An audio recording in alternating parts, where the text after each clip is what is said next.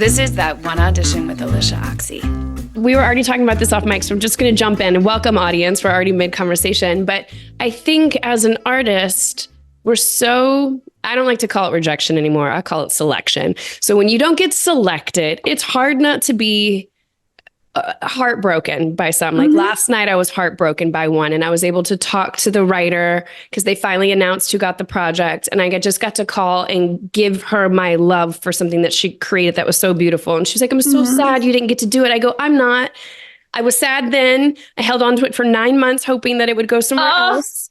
And then they just made the announcement because I was hoping that the person in position one would get something else that was great. I wanted to celebrate her. Yes. But we have those moments of recovery, but I never really get to hear people talk about the celebration. And that's exactly what you just said off mic, is like celebrating the wins. And the wins aren't always, you got the job. No, the wins are, I was just saying off mic that Chandra Wilson, who plays Bailey on Grey's Anatomy, gave me this gorgeous parting gift when I left the show, which was 2 beautiful crystal Swarovski champagne glasses. And she said, keep a bottle of bubbly in the fridge and celebrate everything.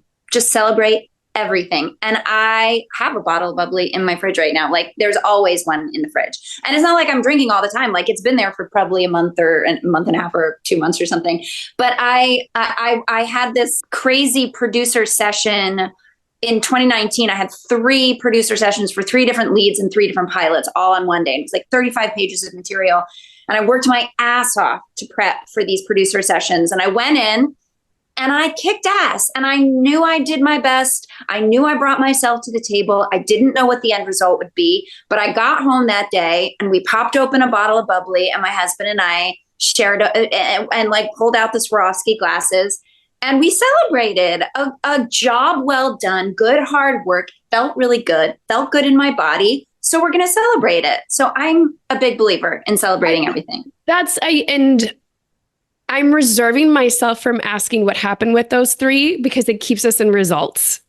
But It's like passing as an exam, right? You prepped hard for an exam. Yeah. And regardless of what your grade is, you kind of skip out. You're like, I did good. Who can I high five? Who's going to tell me good job? Oh, me. You did good. You did good. And there is an interesting end to that story, is because one of the pilots, I discovered a week later that they were working off of a list. So like our producer sessions were backup sessions or whatever. So I thought it was gone. And then a week later, they came back and said they want to test you. And then I got the job and I did the job and I fell madly in love with my whole cast. And then I had all the hope of like, let it go to series, let it go to series, let it go to series. And it didn't go to series, but I have 3 lifelong friends, artist friends that came out of that job, and just a beautiful story of working hard and playing the game and leaving nothing, leaving everything out on the field or whatever the sports metaphor is, Well, and I think that I'm so glad you just highlighted little peaks and valleys along the way, because every level of this, I think when you start out, right, you're like, I just want to work. And then you get a job and you're like, I just want it to go. Can it just stay? There's always this level of desperation if we feed into it. But what I'm loving hearing is there's the opposite of that too, where you're like, I'm so grateful. Oh, we got to go here.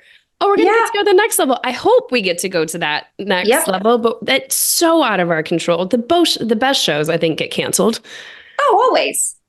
But what I loved also to do, and this is something I kept myself in a state of hopeful expectation the whole time I was waiting to see if it got picked up. I wanted it so badly. And in some way I'd sort of created a little bit of a narrative that this was like my redemption story of like the next step after Grey's and whatever. It was like, I built it up a little too much, but I will never regret getting to have those months living in hopeful expectation instead of being like, it's probably not going to happen. Instead of just deciding that I'm going to like snap the rubber band of limbo that we live in all the time just to protect myself and just be like, it's not happening. So I don't want to get my hopes up. I like getting my hopes up. It feels good. It's exciting. And that It's energy is joyful. magnetic. Yes. Yes. Thank you. Yes. Okay. I have to reverse engineer this. I didn't know where I was going to start. But you just made a really good point. And we're going to get to how you got Grays. But I think a lot of people going along with the theme of once you get to one level, there's a certain new set of joys, new responsibilities, and expectations that you have to change. And I just heard you say, this was my redemption story after Grace. I want to know if you're willing to go there. Nine seasons of Grace, right? Nine seasons? Mm-hmm. Was it hard to change the industry's mind to see you any other way? And did you want to leave April behind? I can only imagine the amount of offers you were getting to play April again, to play the exact kind of same character in essence. But where was your emotional state and what was the direction that you wanted to go after Grace? I knew for a fact that I wanted to become a creator. And that was what I had just started doing toward the end of my time on Grey's, and really like throughout my whole time playing April, I was in conversations with the writers, participating in the crafting of her journey. And it would always excite me. I love that collaboration process so much. And so when I had the opportunity the summer before my final year on Grey's, I didn't know it was my final year on Grey's, but that summer I got to produce my first film, and my brain caught on fire. I was like, I want to be behind the camera. I want to direct. I want to write. Well, I didn't know I wanted to write yet, but I want to produce. I love this. I feel so alive. I love being a leader. I love course correcting. I didn't know I would love that. I love, going, oh, we can't do that. Okay. What's the next best creative thing that we can do that's still, that brings me to life in a way that like problem solver. Ooh, that's yes. good. Mm-hmm. Yeah. And you have to be that if you're going to be a boots on the ground producer, or creative producer, or any kind of person that is leading a set, So all those things I really wanted to bring into my wherever I want next. In terms of the kinds of roles I wanted to play, I loved playing April. She basically was like 6 different characters.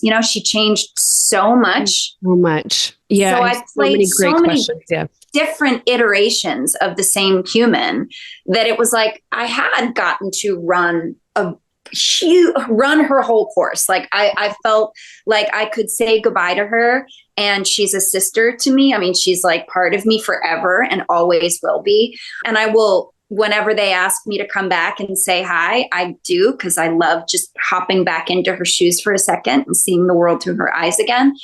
But in terms of like really trying to figure out what to do next, for me, it was very much about what do I get to create? What do I get to create, and where do I get to lead? And that's what I've been doing for the last 6 years. And damn, you've been doing it good. So we're going to, I just was so blown away, and we're going to get to it later, but to have 3 films that you were in come out in 2023, you also had one that you wrote and produced as well, but they couldn't be more different. They were very different. I was yelling at the television the last few days where I was like, you gotta be kidding me. This is so good. So good. Oh, your versatility as an actor is just unbelievably dynamic. It's so visceral. Like, you're just such a talent.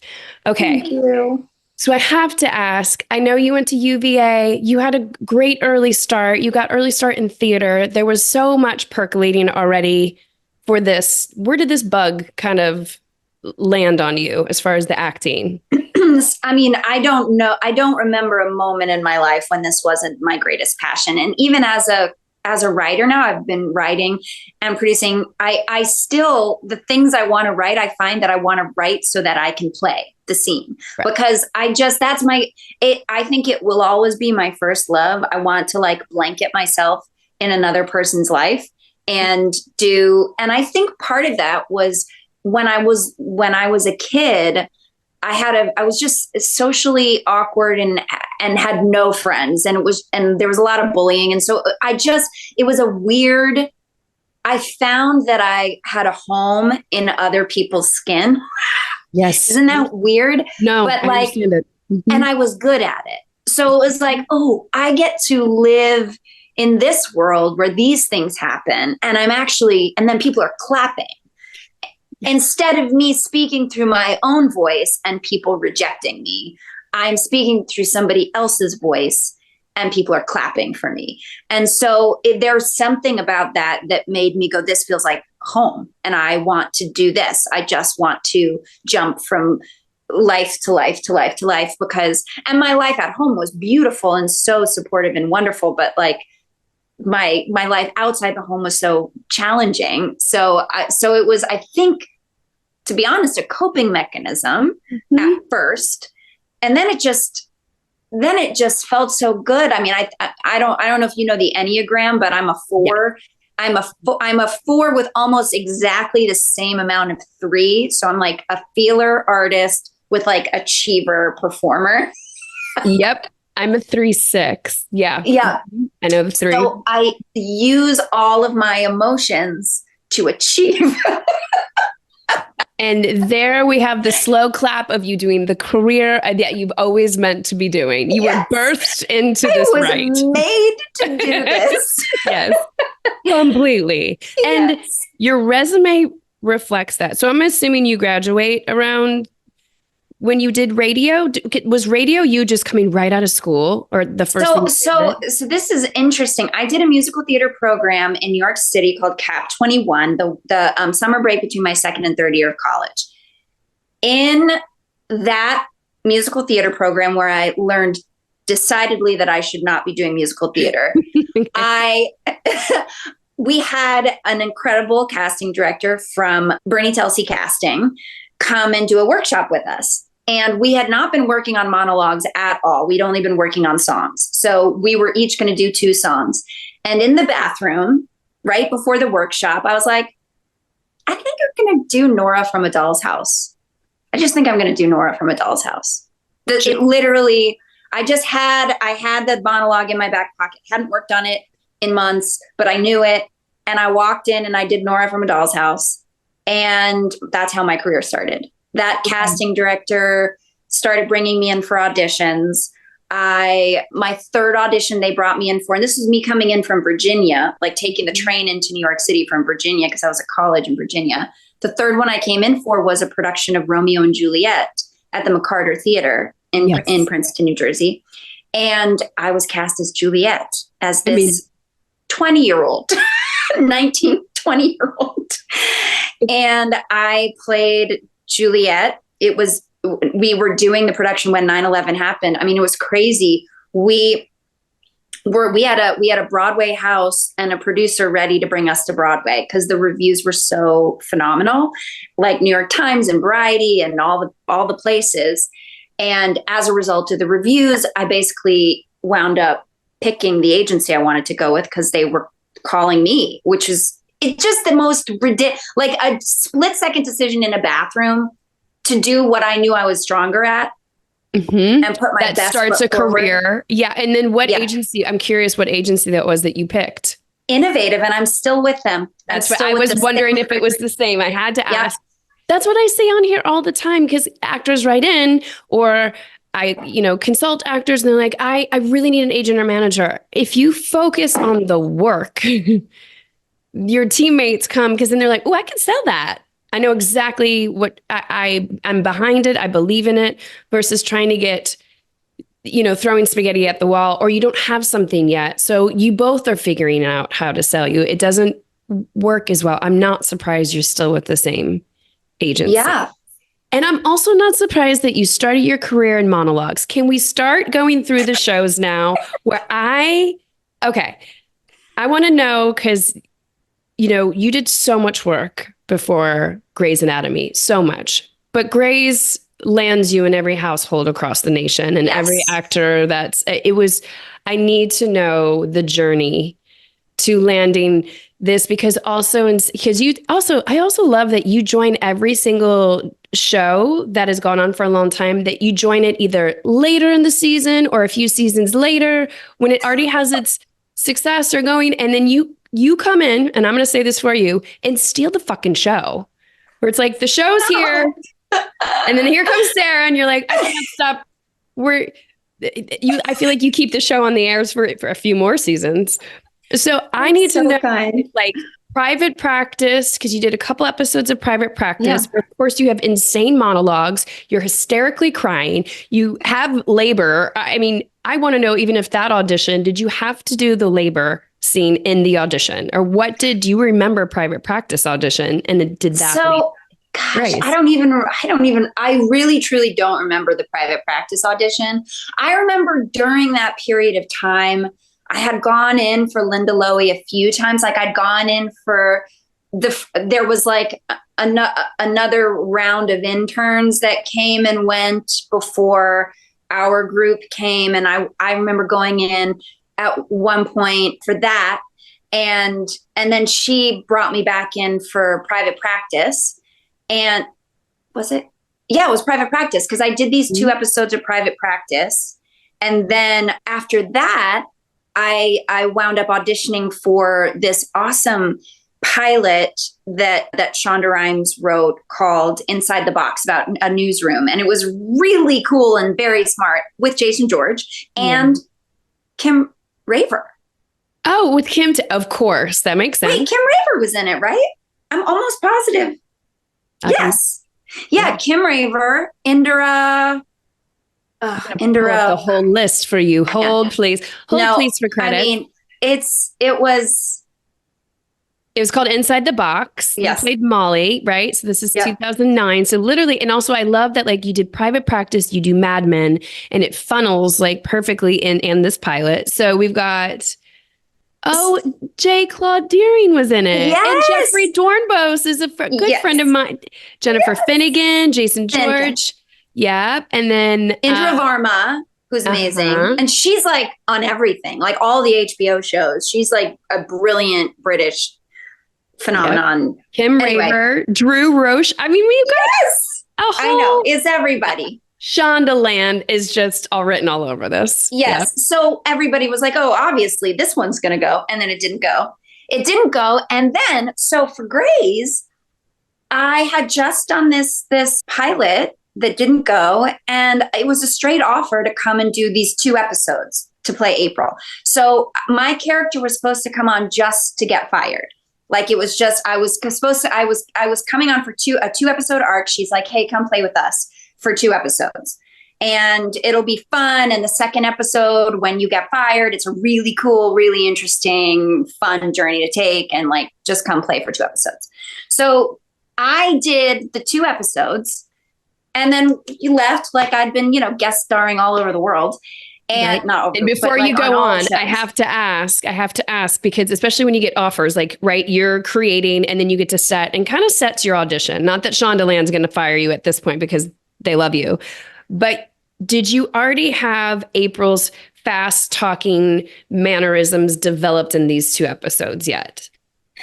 Not really. I mean, what was interesting about the first 2 episodes is that she was really like grating, and a lot of people called her annoying, and she wasn't likable, but you got to see her sort of fall apart as she discovered that she was responsible for this person's death. So it was I'd solely been playing quirky, weird characters in all my guest spots. Like I did a show called Everwood for 2 years, and I was like the ugly next door neighbor that wound up with Chris Pratt, like. Yes. Whatever. I mean, ugly is a very loose term, but I love when they put glasses on a character and they're like, she's now look, she's ugly. See her?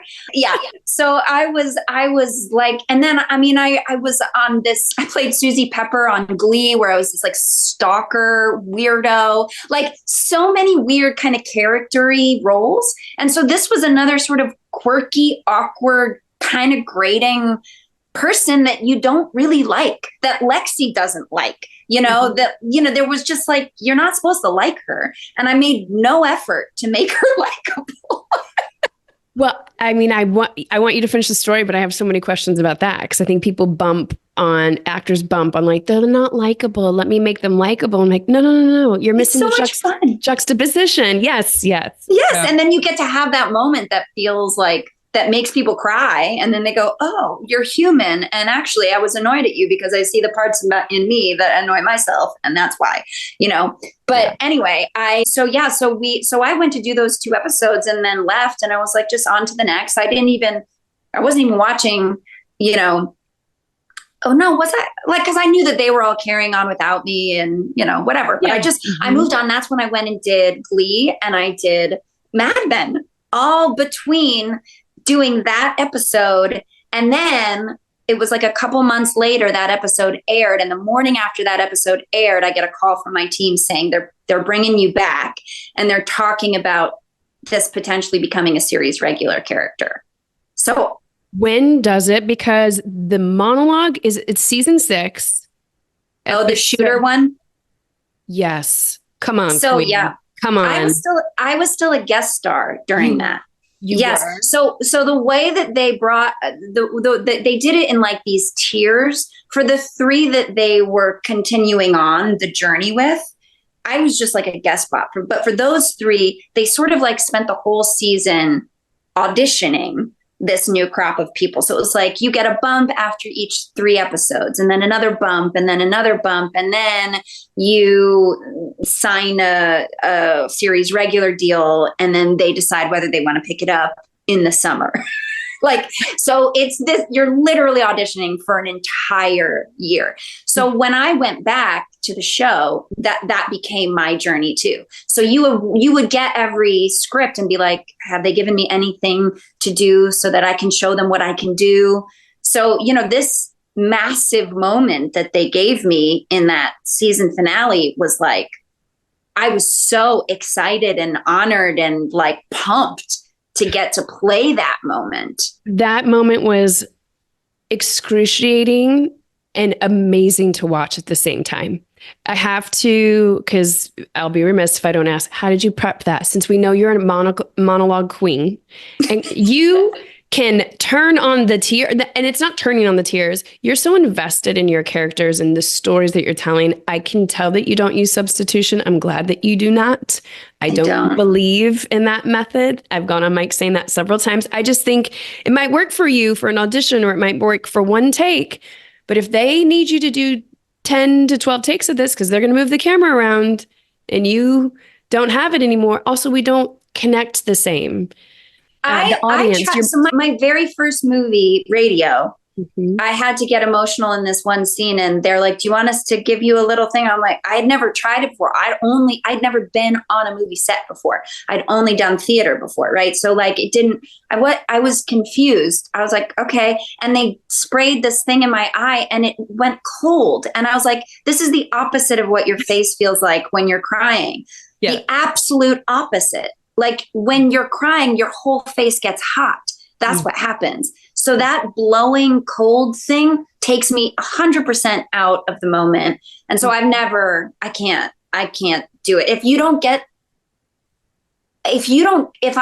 I can't produce the actual tears, I'm going to find another interesting way to communicate the gravity of the situation.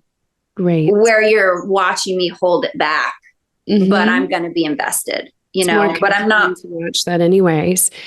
How'd you prep that scene? It's intense. It is really intense. And I mostly remember the aftermath, I have to be honest. I mean, in terms of learning monologues, memorization is such a muscle, and I've been doing it my whole life without any moments of atrophy, because I've been always working on something since I was 5 years old. Because you're a 4. Yes. Yes. Right there. I mean, I'm always memorizing something. And so like, in terms of prepping for that, it was more just about, it was a connecting the dots of all the things I didn't want to miss in my life by just saying them all out loud. One of the greatest gifts for me as an actor was playing Juliet. And I got to when I was doing that show, they had the voice coach, Kate Wilson from Juilliard, come and work with each one of us individually for an hour on text every single day of rehearsal.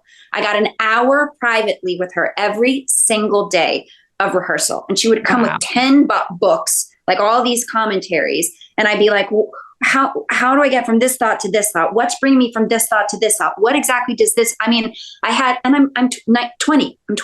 I've just taken my very first speech for Shakespeare class right before this audition. So like, it is so brand new to me, which it was sort of a convergence of the perfection, you know, in terms of I was exactly in the right space, right, all the things, right? So everything about my Juliet was incredibly raw and wide-eyed and wonder. I was just in wonder at everything. And what was really cool about working with her was like, she's like, there's no subtext in Shakespeare. He's written everything for you. You just follow the words, and the words doesn't show the emotion. And then you work in the meter and all these other things. But instead of you trying to control the monologue is taking you on a ride, and you're literally sailing on the waves of the monologue. Yes. So that has, like, I just used it in a callback yesterday or 2 days ago of like, oh, he gave me an idea, and I just went into the words of it, and I was like, turn on a dime, turn on a dime, turn on a dime, go up here, go down there. Like, just take the ride on the thoughts instead of going, I now am sad, and I'm going to say a bunch of words on top of that sad feeling, you know? Mm-hmm. So that, I think, what I was doing in that speech was just following the thoughts. It was following the dad is a farmer and the sister and the mom and the whatever. And I haven't done this. And look at me, like, I'm not going to stop talking. If I stop talking, I'm going to die. If I stop talking, I'm going to die, you know? Yes. And well, and that's, I mean, and also what a gift to post this episode. You get your character's whole history essentially in that monologue, and your hopes and your dreams. I would love to hear about the recovery of that, because I think actors don't put enough emphasis on debriefing. And since you just said it was more the aftermath, would you be willing to? Yeah. No, I had several traumatic aftermaths during my time on Grey's in terms of like recovering from the emotional trauma. That one, I had like nightmares for a couple weeks after, and some like panic attacks. So there was like some residual, because when you put your body into that fight or flight, like your cortisol levels go up, your body doesn't know that it's not really happening. Your body is doing the thing that it does in a trauma response, because you're working yourself up with your imagination to be in that space. So it doesn't know the difference. It doesn't know the difference between a made-up memory and an actual memory. If you're using sense memory, if you're using all the senses, that's what our mirror neurons react to. You doing that work is why anybody that watched it was so affected. Well, and that's why, you know, that's the hope, is that you play a scene and it moves someone or affects someone or makes them feel less alone or scares them or makes them laugh or cry or think, or like, that's what we're doing here. Right. So, but I will say, like, my biggest example of that is that I went into premature labor with my daughter as a result of the show. You did? But my pregnancy with little Samuel, who died, was my pregnancy with my daughter, Hannah. So I was pregnant with her while I was playing that pregnancy storyline. And they gave me, so I pitched this idea before I was pregnant, because I had my dad, who's a pastor, had kind of counseled through a family who was pro-life, going through something very similar, and had, you know, walked them through the induction termination process with like, and that was really hard for them. And I'm like, this is a great story to tell for someone who's pro-life and is all about the faith. And then her partner is not, and is all about the science. And like, what an interesting conversation we could all have if we get to tell this story. And Shonda loved it and was like, so gung ho. And then I got pregnant. For real. And so they said to me, like, we don't have to tell the story. We can tell another story. Like, we want to protect you. And I didn't know. I just really wanted to tell the story I pitched. So I was like, no, I can do it. So we have this scene where I have to do labor, delivery, death scene of little Samuel, where he dies in my arms. And it took 10 hours to shoot that scene. And I go home, and 10 hours later, I go into premature labor. And Hannah was born a month early. And she was in the NICU for 2 weeks. Sarah, oh my gosh. Yeah, crazy. I mean, that's the epitome. Some people might say, why don't you try acting, Doug?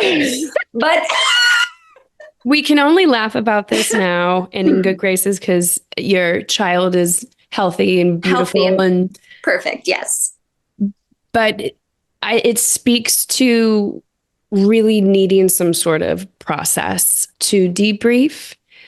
Since then, have you cultivated a system now to help your body, your nervous system? I'm getting ready to go do something, and I'm trying to figure out what am I going to do to put in my debriefing, because it's so heavy and it's so intense. The dark places I need to go to, I'm uncomfortable, which is why I want to do it, why I want to explore. Yeah. I'm curious. One of my things that I love the most is most of my work has been away from home since Grace. Like I've just had to travel, and I always ask for a bathtub wherever I go. And I got to tell you, I get my salts and I have my music, and I take a bath every single day after work, every single day. It's like my ritual, and it feels like I'm nurturing my body and my spirit. And I take this time to like really feel, like return to my body, feel the warmth, feel the softness, smell the smells, like just all the senses to bring Sarah back. Bring my senses back to myself. And I rest, and I let my heart rate come down. And I soak. I just do it for like, I'll be in there. Sometimes I pour in more hot water. Sometimes I need like an hour and a half. But I can only do that because I'm not also coming home to my other job, which is my children. You know, when I'm on location, I have the luxury to go home, look at my lines for the next day, and then soak for an hour, you know? I'll be putting that in my contract before we close today. I got to tell you, it's good. It's true. And I don't think enough people talk about the debriefing. So thank you. I had no idea that you went into like that's, and also working on a show like that, it is high intensity. Every episode has its drama and trauma. I remember my husband when Jackson and April were going through their divorce, I would come home so heavy burdened from just playing those scenes. They just felt so sad. And at one point, Peter, my husband, was like, "Can I please talk to Sarah? I'm really tired of dealing with April. Like, you are home in a happy marriage with 2 children who are very much alive. We got to figure out a way to shake April off your body by the time you walk in the door." And he was right. I mean, he really was right. But it was like I was pulling home the pain of that, you know? Hard not to, which is why the debriefing is so insanely necessary when you're such an open vessel to allow these stories to come through you. Like, what a dynamic. I have to go back to the question. I know you kind of answered it. Once you start having these like humps of like, here's 3 episodes, here's this amazing monologue, all this stuff. When did the fast talking mannerisms of her that you kind of said it started to kind of develop in the first couple episodes, or did it kind of develop more later? I'm kind of curious once you're on a show for so long and you had such. I think I remember the first really big, long, fast talking kind of comedic monologue. Like that speech was, I think, her first big, long, I want to say, I remember very specifically the diner scene when you discover April's a virgin, where she just like explodes on everyone and just like, blah, blah, blah, blah, blah. So I remember doing that at the table read. And I mean, it was so lovely, but everybody applauded. Like it was a moment where it was just the raw, like, blah, blah, blah, blah, blah, blah. And then all of a sudden everyone was like laughing and clapping. And I think what happens in those table reads too, is that then the writers go, oh, we can do this with her. This is a thing that we can do. Right. So then they start writing that stuff because it works, anytime they give you just a little something to do, you just gotta sink your teeth into it and do it, It gives them more ideas. Yes, because that became the thing. I loved every time you got a monologue. I'm like, where are we going to go today? This is so fun. Me too. I love her monologues. They're so fun. Okay, I'm going to jump back because I get asked this question a lot and I'm so curious. Your audition for Mad Men, and if there was any seduction in it, or because she's trying to get her husband, right? You come in to kind of defoil that your husband is gay.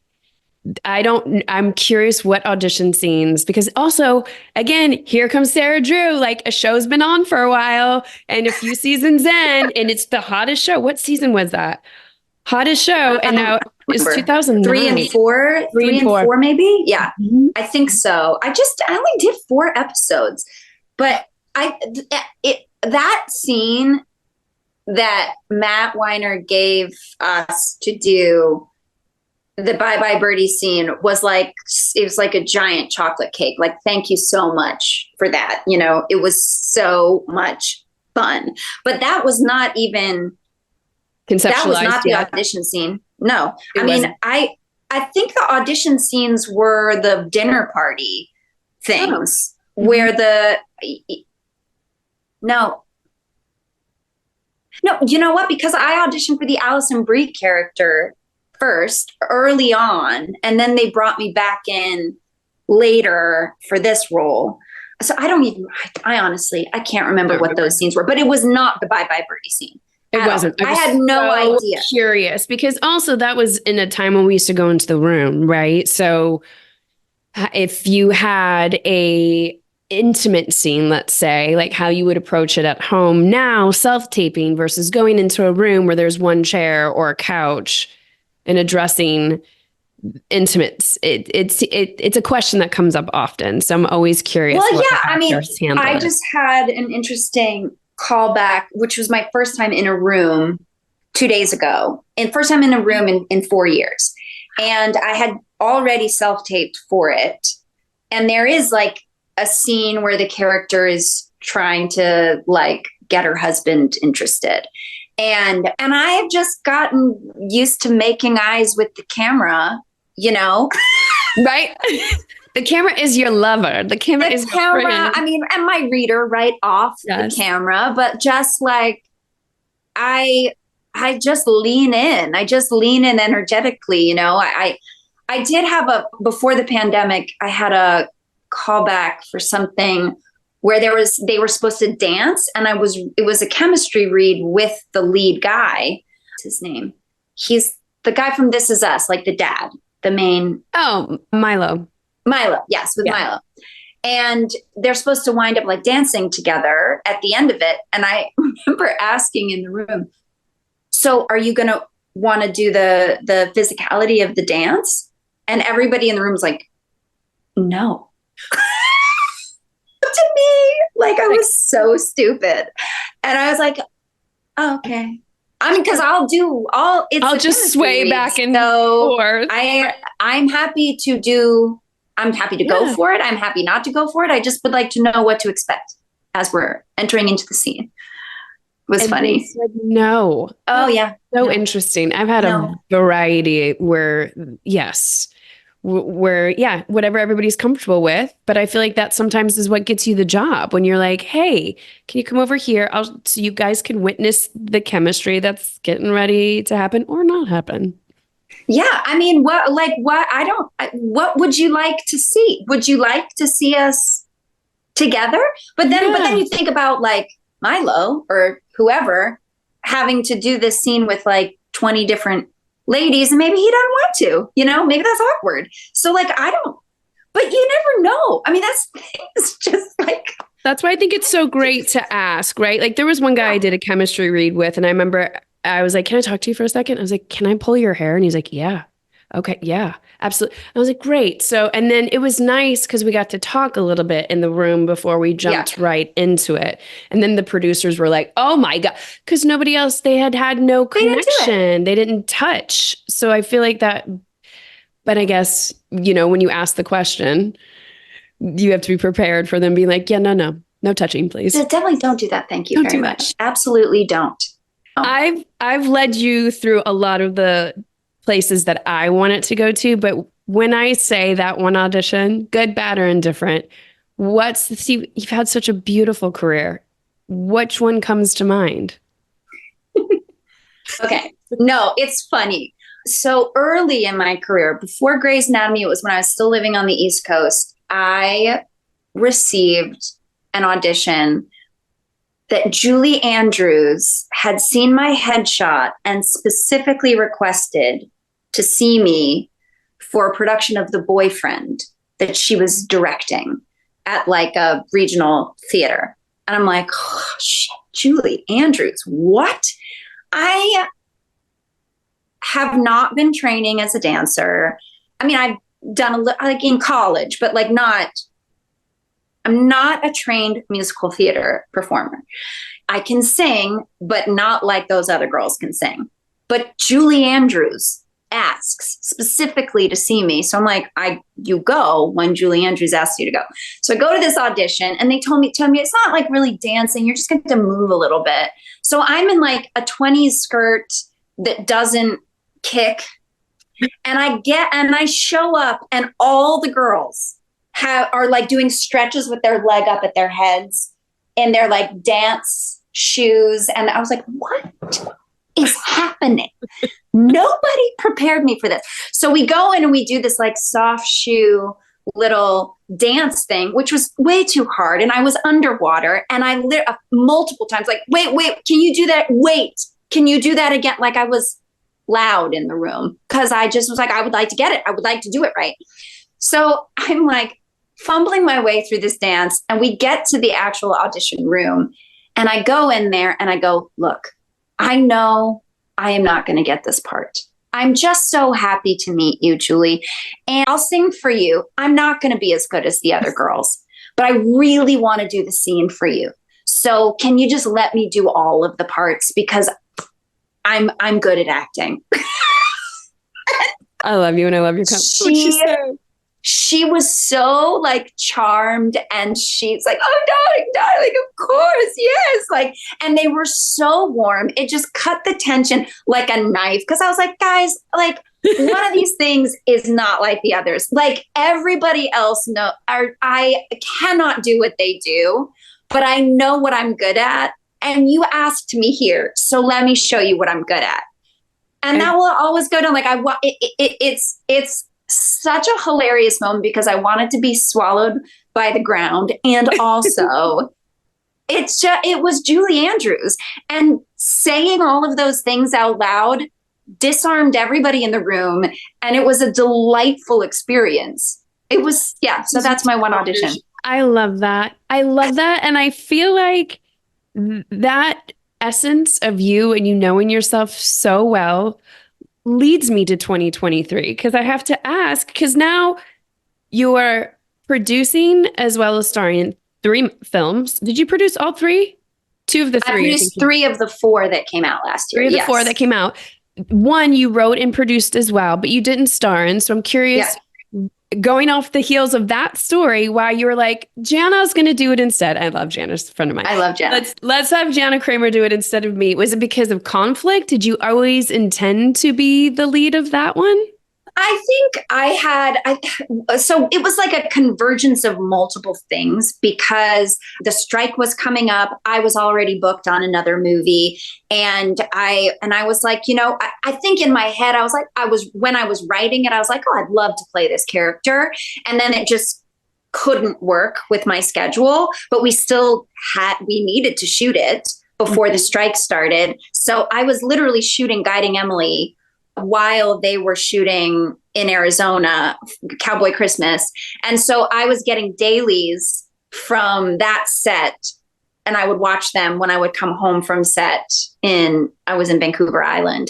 And I was like you're in the bathtub. I'm in the bathtub. I'm watching dailies. I was 100% watching dailies in the bathtub. Yes, that's exactly what I was doing.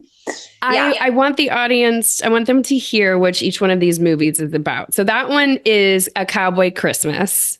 So with Jana that you wrote, which I mean, so fun and exactly like the Christmas story we always all want.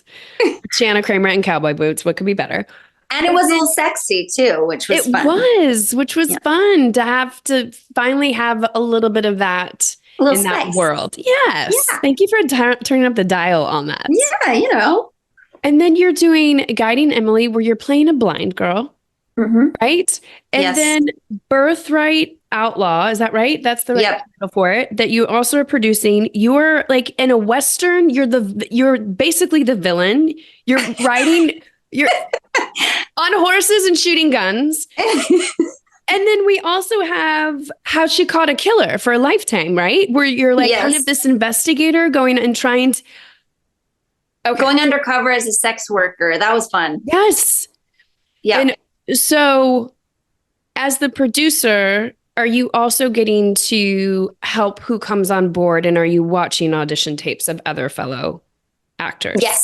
Yes. So it's interesting. There have been some projects where I've been executive producer where I have been much more. I always want to be as hands-on as I possibly can be. And it depends on the other producer on board, like how much they allow me into the sphere. I get it. How many cooks are in the kitchen? Yeah, exactly. My favorite experience as an executive producer was Reindeer Games Homecoming, because that was my first one that I wrote, and I was also shadowing the director, and that was my baby from absolutely beginning to end. There was not a single decision made that I was not in the room for, and that's my favorite way to do it, because I love that process. And it's not a control freak thing. I do have a very high standard, and I want things to be excellent. And I don't care who the excellent idea comes from. I just want it to be excellent. And so like when I get to be in there more, I can like tweak a little bit more and find those places where I can elevate stuff. And that's that part that gives me like the most joy. Oh, yeah. I love that. I can tell. I'm curious, if you're watching actors' audition tapes, what are some of the best things that you're seeing now as a producer that has changed how you audition now as an actor? Because it's a totally different thing to get, or what you were able to beg, borrow, and steal from somebody else and their great audition, or who did you kind of help discover or give them a part, right? Where you're like, what are the auditions that are moving you, right? Because, we both know it's selection, not rejection. And sometimes you see it and you're like, that's it. And then some people swing for the fences. I just named the 3 characters you played. Nobody can put Sarah Drew in a box. But if 20 years ago, if you were auditioning, they'd be like, I don't know if I could see her as this or if I could see her as that. So you'd have to go in and audition and give your take on it. So I'm so curious, you now being on the other side of it, when you see people's takes on it, how it affects you as a producer. Yeah. And then how it turns around and how it affected you as an actor. I think the biggest thing I see is that there are a million people that could play a role, right? And oftentimes it comes down to, she's a fantastic actress, but she just doesn't quite have the right look. And so it's a bummer, because I really love the journey she took. But the thing that affects me the most is when someone shows up and is clearly bringing themselves. They're not trying to twist themselves into a pretzel, into the character pretzel. Sometimes you see people trying too hard, to try to like, I think you want me to be this, so I'm going to do this, and what I've discovered too, I love your idea of it's not rejection, it's selection, is like, I firmly believe that we are led to the doors that we're meant to walk through, and we are led to the characters we're meant to partner with. And if that character goes away and you wanted it so badly, it was not for you, and it was never for you. And if you are walking into a room trying to be like, what do they want? Let me give them what they want. There will be another person that is inherently what they want that they will choose over you as you are trying to twist yourself into a pretzel of their desire. You have to walk in with exactly what you bring specifically to this role. You got to lay it on the table, and you obviously, that doesn't mean that you're not going to take direction and adjustment, of course, but it all has to be grounded in what you bring as an artist. That, especially for like a television series where they're going to be dependent on who you are as a person to pull from to write into the character as well. So it's like, don't try to walk in and be something other than who you are. I'm so glad you said that. I think I told you this off. I'm doing a few episodes right now of Station 19 with one of my near dear friends, Merle Dandridge, that's on it. I happen to be in the episode where she's getting married. The whole entire episode is literally about Merle. It's about her different cultures, how she grew up. They're infusing so much, and they couldn't do that if they didn't have her. And it's based on her life. At one point, I got a script the other day and I was like, babe, this is exactly what you did last year. She's like, I know. I just told them they could use that. And I'm like, and that's what it is, especially television. Even what you said at your table read, like you get to see more and more of who Sarah is through April. We started having meetings with the writer's room before each season where they'd be like this right before they started season 14, which was my last season on the show. They were like, do you have any like special skills or anything like quirky and weird about you that you want to share with us? And one was like, I was like, I get really competitive playing games, like to the point that I can't play them with my husband anymore. They wrote that into an episode, which was very funny. It was so great. And then I was like, also, I can do human bagpipes. Would you like to hear? And then they wrote that into an episode too. Like, that is just, you got to bring you. You got to bring you. You get the roles you're supposed to play. I couldn't agree with you more, but also to see a mountaintop of yours. I didn't get to witness it in 2023, but getting to witness it in the last week, you get to play the roles that are meant to be yours. And then you get to cultivate, once you have a foundation of a resume, of a body of work, then like you said, you can step into a creative control. So you can show other people elements of what you can do. Because watching all three of those movies back to back was it's a mastering acting. It really is. So there's so much. I remember getting the script. Reading the script, how she caught the killer. I was like, nobody ever lets me play a role like this. They don't. I don't. This is not. And like, nobody thinks of me as the outlaw. Like that's not. It was such a great turn. I was like, such a fun. It's So it has been really, really fun. And then the guiding Emily too. How did those come to you? Did you seek those out, especially since you're producing, or did they come to you? All three of those were offers, actually, but in places where I had previously worked. So like one was my second of my 2-picture deal at Lifetime. So that was the How She Caught the Killer, but they decided they wanted to put me in one of the Rip from the headlines instead of a Christmas for last year. And so I got this script and I was like, oh my gosh, I love this so much. I'm so excited. 2-picture deal. Did you get to go through a bunch of different scripts of Rip from the headlines, or that was the one that they sent? That was the first one they sent to me, but I loved it so much that I was like, this is yes.